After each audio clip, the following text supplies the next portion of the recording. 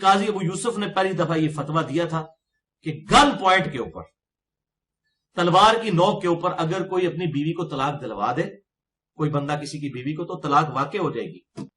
اس کے خلاف پھر امام مالک رحمہ اللہ فکر حسین کے ساتھ کھڑے ہوئے، المتوفی 179 ہجری، قاضی ابو یوسف کے خلاف کھڑے ہوئے۔ یہ کہتے ہیں نہیں اماموں کو نہیں مانتے، اماموں کے سب سے بڑے دشمن تو آپ لوگ ہو۔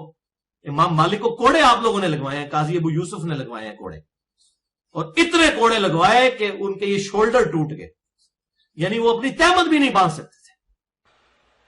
جب آدمی بے شرم ہو جائے تو پھر اس طرح کی باتیں کرتا ہے، اسے نہیں پتا ہوتا کہ میں کیا کہہ رہا ہوں اور تاریخ میں کیا ہے، کہ امام ابو یوسف رحمۃ اللہ علیہ نے امام مالک کو کوڑے لگوائے، نعوذ باللہ من ذالک۔ دوستو یہ تاریخ سے بالکل جاہل آدمی ہے، اسے پتہ ہی نہیں کہ امام مالک کو کوڑے کس سن میں لگے ہیں، اور امام ابو یوسف رحمۃ اللہ علیہ کس سن میں، کس ہجری میں وہ قاضی بنے ہیں۔ امام مالک رحمۃ اللہ علیہ کو خلیفہ منصور کے زمانے میں کوڑے مارے گئے 147 ہجری میں۔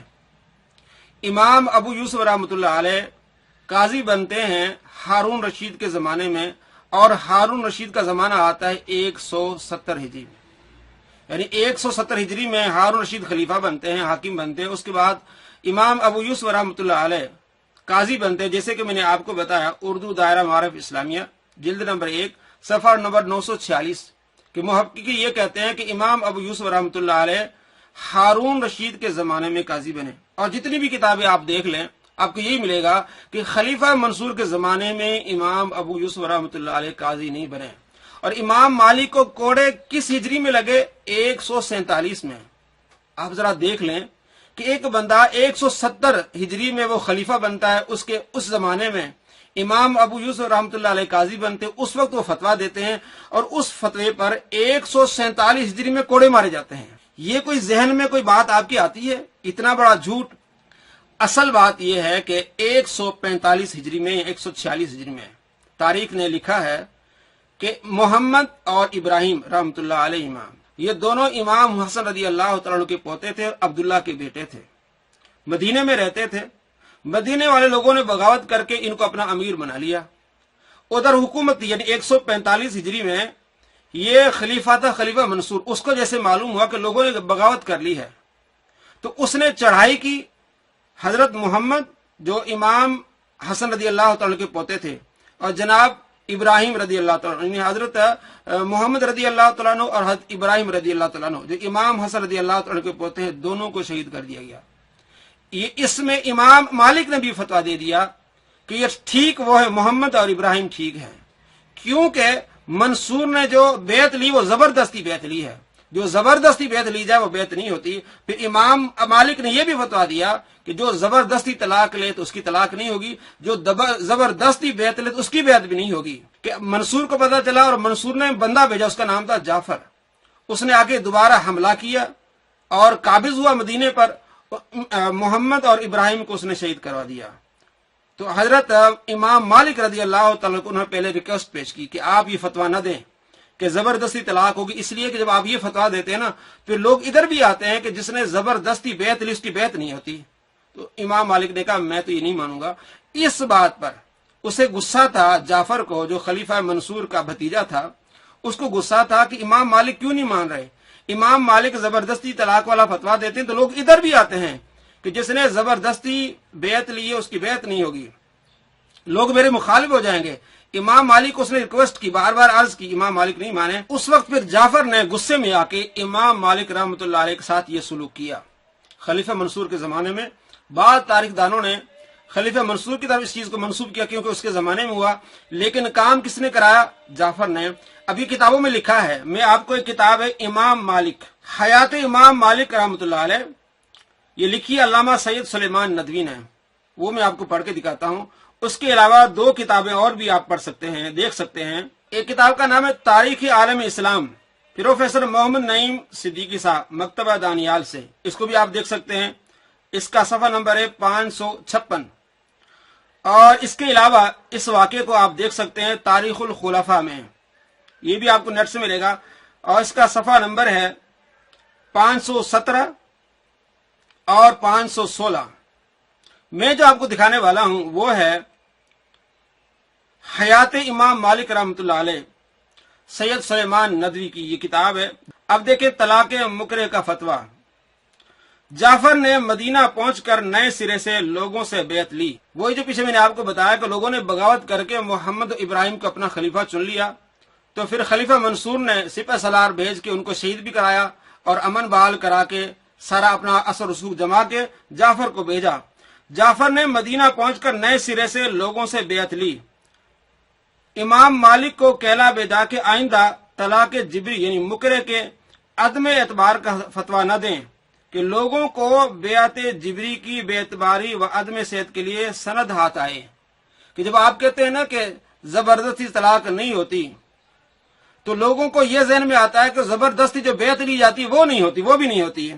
امام سے ترک حق کی توقع کس قدر بجا اور خواہش تھی کہ امام صاحب سے یہ کہنا کہ آپ میری مرضی کا فتویٰ دیں، یہ کیسے ہو سکتا تھا؟ امام صاحب بدستور معائلہ جبری کے عدم صحت کا فتویٰ دیتے رہے۔ سلیمان نے غضبناک ہو کر حکم دیا کہ ان کو 70 کوڑے مارے جائیں۔ امام دارالہجرہ کو محکمہ امارت میں گنہگاروں کی طرح لایا گیا، کپڑے اتارے گئے اور شانہ امامت پر دست ظلم نے 70 کوڑے پورے کیے۔ تمام پیٹھ خون آلودہ ہو گئی، دونوں ہاتھ منڈے سے اتر گئے۔ اس پر بھی تسلی نہ ہوئی تو حکم دیا کہ اونٹ پر بٹھا کر شہر میں ان کی تشہیر کی جائے۔ امام صاحب بئی حال زار بازاروں اور گلیوں سے گزر رہے تھے اور زبان صداقت نشان بآواز بلند کہہ رہے تھے کہ جو مجھ کو جانتا ہے وہ جانتا ہے، جو نہیں جانتا وہ جان لے کہ میں مالک بن انس ہوں۔ میں نے فتویٰ دیا ہے کہ طلاق جبری درست نہیں۔ اس کے بعد اسی طرح خون آلود کپڑوں کے ساتھ مسجد نبوی میں تشریف لائے، پشت مبارک سے خون صاف کیا اور 2 رکعت نماز پڑھی اور لوگوں سے فرمایا کہ سعید بن مسیب کو جب کوڑے مارے گئے تھے تو انہوں نے بھی مسجد میں آ کر نماز پڑھی تھی۔ یہ تعزیر گو تحقیر کے لیے تھی، لیکن اس نے امام کی عزت و وقار کے پایہ کو اور بلند کر دیا۔ آگے دیکھیے لکھتے ہیں، یہ واقعہ 147 ہجری کا ہے۔ یہ واقعہ 147 ہجری کا ہے۔ نیچے تمام حوالہ جات موجود ہے، طبقات ابن سعد، کتاب الانصاب للسمانی، تمام حوالوں کے ساتھ سید سلیمان ندوی نے لکھا کہ امام مالک رحمۃ اللہ علیہ کو کس نے کوڑے مروائے؟ جعفر نے۔ کیوں کوڑے مروائے؟ اسے اپنی خلافت کی ٹینشن تھی، گورنری کی ٹینشن تھی کہ امام صاحب جو فتویٰ دیتے ہیں کہ جبری طلاق نہیں ہوگی، تو پھر لوگ اس طرف آتے ہیں کہ جبری بیعت جو لی جاتی ہے، زبردستی بیعت لی جاتی ہے، وہ بھی نہیں ہوتی۔ تو امام صاحب کو اس نے بار بار کہا کہ آپ فتویٰ نہ دیں، امام صاحب نہیں مانے تو غصے میں آ کے اس نے امام صاحب کے ساتھ یہ حال کیا۔ اور یہ واقعہ کب ہوا؟ 147 ہجری میں۔ اور امام ابو حنیفہ رحمۃ اللہ علیہ کب اس دنیا سے تشریف لے جاتے؟ 150 ہجری میں، یعنی اس وقت امام صاحب زندہ تھے اور جیل میں تھے، اور خلیفہ بار بار ان کو کہہ رہا تھا کہ آپ یہ عہدہ قبول کر لیں۔ تو یہ بات بھونڈی آپ کو سمجھ آتی ہے کہ امام ابو یوسف رحمۃ اللہ علیہ نے فتویٰ دیا، امام مالک اس کے سامنے کھڑے ہو گئے، امام ابو یوسف نے امام مالک کو کوڑے مروائے، الامان والحفیظ۔ کوڑے کس وجہ سے مارے کہ میں نے آپ کو کتابیں گن کے بتائی ہیں، آپ ساری کتابوں دیکھ لیں، ایک کتاب میں نے آپ کو پڑھ کے دکھائی ہے۔ کوڑے مارے گئے امام مالک کو خلیفہ منصور کے زمانے میں، اور دوسری کتابوں میں یہ بھی آتا ہے کہ خلیفہ منصور کی معلوم نہیں تو بعد میں پشیمان ہوا، امام صاحب سے معذرت بھی کی کہ مجھے جعفر نے بتایا نہیں اور آپ کے ساتھ ایسی زیادتی کر لی۔ خلیفہ منصور نے معذرت کی۔ تو یہ تاریخ کا پتہ نہیں اس پاگل کو، اور یہ کہہ رہا ہے کہ امام مالک کو کوڑے مروائے ان حنفیوں نے۔ اور یہ جو فتویٰ ہے امام مالک کا اپنی ذات، ان کی اپنی تحقیق ہے، لیکن اس کے خلاف جو فتویٰ ہے یا اس کا دوسرا جو فتویٰ ہے وہ سعید بن جبیر کا ہے جو حضرت عبداللہ بن عباس کے شاگرد ہے، سعید بن مسیب کا ہے جو حضرت ابو ہریرہ رضی اللہ تعالیٰ کے شاگرد ہے، حضرت قتادہ کا یہ فتویٰ ہے جو حضرت انس رضی اللہ تعالیٰ کے شاگرد، امام زہری کا فتویٰ ہے، امام شافعی کا فتویٰ ہے، امام ابو حنیفہ رحمۃ اللہ علیہ کا فتویٰ ہے کہ ان کے اجتہاد ہے کہ جو جبری طلاق بندہ کسی سے لے گا تو وہ طلاق ہو جائے گی۔ کیا وجہ؟ جو پہلے میں نے آپ کو بتایا، اجتہاد ان کا یہ کہ جب ایمان دل اور اقرار کا نام ہے، نکاح طلاق یہ بات نہیں ہے، نکاح طلاق میں صرف زبان سے اپنے کہنا ہوتا ہے، طلاق زبان سے دینی ہوتی ہے۔ آپ یہ کبھی نہیں کہہ سکتے بھائی میں نے طلاق زبان سے دی لیکن میرا ارادہ نہیں تھا، وہ طلاق ہو جائے گی چاہے آپ ارادہ کریں یا ارادہ نہ کریں۔ آپ یہ نہیں کہہ سکتے کہ میں نے ویسے ہی کہہ دیا تھا، میں نے قبول کر لیا، میرا ارادہ نہیں تھا، میں نکاح قبول نہیں کرتا، آپ کی بات نہیں مانی جائے گی۔ نکاح ہو جائے گا، چاہے آپ دل سے مانے یا نہ مانے، آپ کی زبان سے جو نکلے گا وہ ہو جائے گا، چاہے وہ آپ سے زبردستی کیا جائے، چاہے آپ سے پیار محبت سے کیا جائے. یہ ان کا اجتہاد ہے اور یہ امام صاحب کا اجتہاد ہے، ہم کسی کو برا نہیں کہتے. لیکن کتنا بڑا جھوٹ، کتنی بڑی تہمت امام ابو یوسف رحمۃ اللہ علیہ کے فتوے کی وجہ سے امام مالک رحمۃ اللہ علیہ کو کوڑے پڑے. بلکہ یہ کہنا کتنا بڑا جھوٹ ہے کہ امام ابو یوسف نے کوڑے مروائے امام مالک کو. الامان والحفیظ استغفر اللہ استغفر اللہ. امام مالک امام ابو یوسف کے استاد ہیں.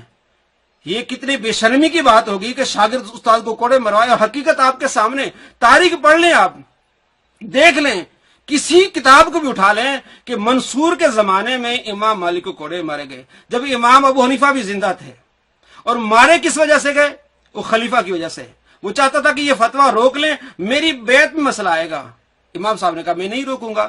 تو یہ جھوٹ کیسا باندھا گیا، کتنا بڑا جھوٹ. مزید اور جھوٹ دیکھیں، یعنی ایک جھوٹ باندھ کے مزید تہمتیں کیسے لگا رہا ہے، یہ بھی آپ سن لیں. تو بہرحال قاضی ابو یوسف نے یہ فتویٰ دیا کہ گن پوائنٹ کے اوپر تلوار کی نوک پہ کوئی اگر دلوا دے طلاق ہو جائے گی. پھر حکمران جس کی بیوی پسند آئی شادی کر لیتے تھے. تو امام مالک رحمہ اللہ فکر حسین کے ساتھ کھڑے، انہوں نے کہا کہ کیسے ہو جائے گی طلاق. تو امام مالک رحمہ اللہ نے اس کے خلاف فتویٰ دیا اور مارے کھائی ان لوگوں کے فتووں سے، حنفیوں کے فتووں سے. تو یہ کہتے ہیں پرانے بزرگ ٹھیک سے، میں تو وہ بزرگ دس رہا جو پہلے 200 سال کا بزرگ ہے. دوستو ایسے بندے کو آپ کیا کہیں گے؟ مکار، جھوٹا، فراڈیا. میرے خیال میں الفاظ چھوٹے رہ جائیں گے. اتنا بڑا الزام کہ امام ابو یوسف رحمۃ اللہ نے فتویٰ دیا کہ گن پوائنٹ کے زور پر تلوار کی نوک سے کوئی اگر کسی کی بیوی کو طلاق دلوا طلاق ہو جائے گی. پھر حکمران جس سے چاہتے اس کو طلاق دلوا کے نکاح کر لیتے. یعنی یہ بتانا چاہا کہ یہ حکمرانوں کی رضامندی کے لیے امام ابو یوسف رحمۃ اللہ نے فتوے دیے. الامان والحفیظ. اصل بات کیا ہے؟ آپ نے پہلے میں نے آپ کو بتایا کہ امام مالک رحمۃ اللہ علیہ کے ساتھ زیادتی ہوئی. یہ بہت افسوسناک بات ہے، ایسا نہیں ہونا چاہیے، لیکن حکمران ایسا کر لیتے تھے. اللہ تعالیٰ ان سے پوچھے گا قیامت کے دن. لیکن یہ جھوٹ باندھنا کہ امام ابو یوسف نے فتویٰ دیا، یہ حنفیوں نے فتویٰ دیا، اور اس طرح کی باتیں کرنا جیسے آپ نے سنی ہیں. اور حقیقت کیا ہے کہ امام مالک رحمۃ اللہ علیہ کے ساتھ جو زیادتی ہوئی ہے کس سن میں ہوئی، کس ہجری میں ہوئی؟ 147 میں. اس وقت امام ابو حنیفہ زندہ تھے. امام مالک اور امام ابو یوسف فتویٰ دیتے ہیں 170 کے بعد، جب آپ ہارون رشید خلیفہ بنتا ہے. کوئی حقیقت آپ کو سمجھ آتی ہے؟ ابھی بھی اگر کوئی بندہ یہ کہے کہ مرزا جلیل بڑا سچا آدمی ہے، اس کی عقل پر ماتم ہی کیا جا سکتا ہے. اسے چاہیے آپ خود جائیں، کتابیں پڑھیں، تاریخ پڑھیں، آپ کو معلوم ہو جائے گا کہ کتنا بڑا مکار ہے، کتنا بڑا جھوٹ باندھ رہا ہے. مسائل میں اختلاف ہوتا ہے، لیکن کوئی یہ نہیں کہتا کہ میں مسئلہ بیان کر رہا ہوں تو زبردستی دوسرے پر ٹھونک دوں اور میں زبردستی کوئی مسئلہ اس کو بتاؤں. یہ محدثین کا اصول نہیں رہا. اختلاف رہا ہے، لیکن یہ کبھی اصول نہیں رہا کہ میری بات نہیں مان رہے تو میں نے اس کی پٹائی کروا دینی ہے. اور پٹائی کروانے کی بات کر رہے ہیں، حنفیوں نے فتوے دے کے امام مالک کی پٹائی کروائی امام ابو یوسف نے، جس نے فتویٰ دیا 170 کے بعد. اور امام صاحب سے زیادتی ہوتی 150 سے پہلے 147 ہجری میں. کوئی آپ کو موازنہ نظر آتا ہے؟ کوئی بات سمجھ آتی ہے؟ اگر آتی ہے تو مجھے بھی سمجھا دیجیے، مجھے بتا دیجیے. یا تاریخ والے پاگل ہیں؟ یہ کون پاگل؟ صرف یہی صحیح ہے. اتنا بڑا جھوٹ، اتنا بڑا ظلم، اتنی بڑی مکاری امام صاحب کے ساتھ، ایسا امام ابو یوسف تاریخ کے ساتھ ایسی دغا بازی، یہ صرف بغض ہے احناف کے ساتھ، علماء کے ساتھ، اماموں کے ساتھ، اور کچھ بھی نہیں ہے. اور انداز دیکھیے، امام مالک رحمۃ اللہ علیہ فکر حسین کے ساتھ کھڑے ہوئے کہ کیسے طلاق ہو جائے گی، یعنی یہ جذبات دینا. امام مالک فکر حسین کے ساتھ کھڑے ہوئے، کس کے خلاف کھڑے ہوئے؟ امام ابو یوسف رحمۃ اللہ علیہ کے خلاف کھڑے ہوئے. یہ بھی طریقہ دیکھ لو جی. ہاں، ایک طرف سے جھوٹ اور جھوٹ پر جذباتی انداز تاکہ لوگ سمجھے کہ میں سچا ہوں.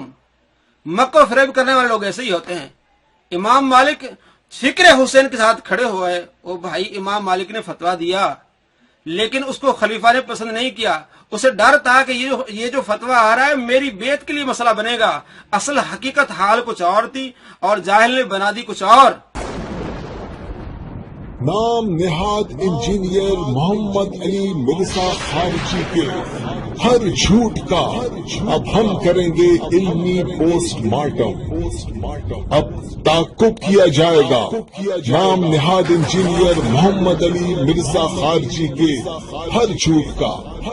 تمام عشاق رسول ہمارا چینل سبسکرائب کرنا مت بھولیے۔